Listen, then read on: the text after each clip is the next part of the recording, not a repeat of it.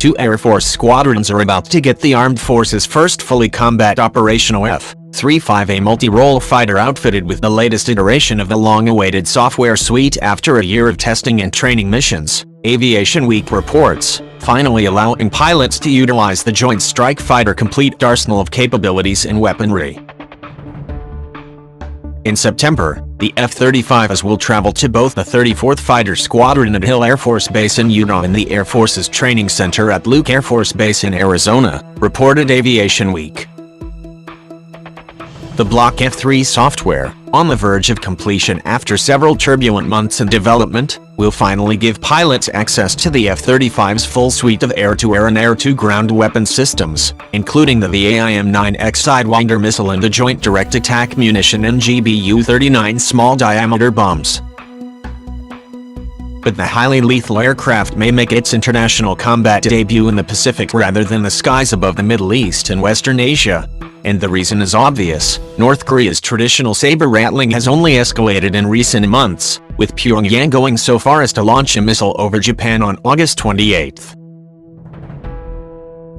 The Air Force is preparing to station the F-35s of the 34th Fighter Squadron out of Hill AFB, Utah, in the Pacific region in the coming months, Kyle Mizukami at Popular Mechanics smartly observes.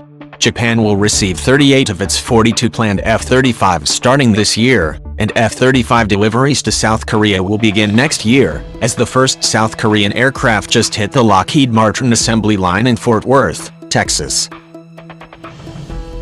Though North Korea's latest missile flew over the island of Hokkaido, making a 1,700-mile flight and harmlessly landing in the Pacific Ocean, it was still North Pyongyang's boldest display of hostility yet, spurring President Donald Trump to remind the regime that, when it comes to Pentagon, all options are on the table.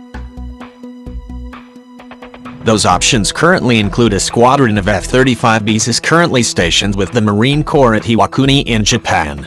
And though not at full capacity, they pose a potent deterrent to the belligerent North Korea, a deterrent that may only strengthen with the potential arrival of the combat-ready F-35s.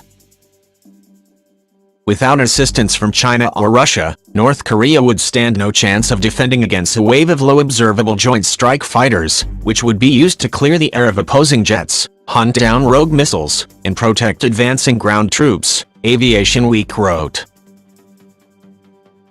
North Korea can't take those F-35 aircraft on in the air, Bruce Bennett, a Rand Corporation expert on the Pacific theater, told Aviation Week.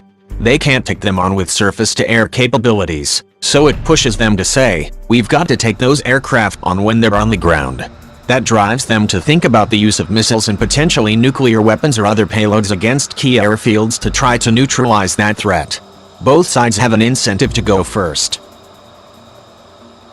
Over the next 4 years, the U.S. military intends to station at least 100 F-35s in the region, according to Popular Mechanics. Maybe the fear of the F-35's Mach 1.6 power is just enough to make North Korean leader Kim Jong-un shake in his boots.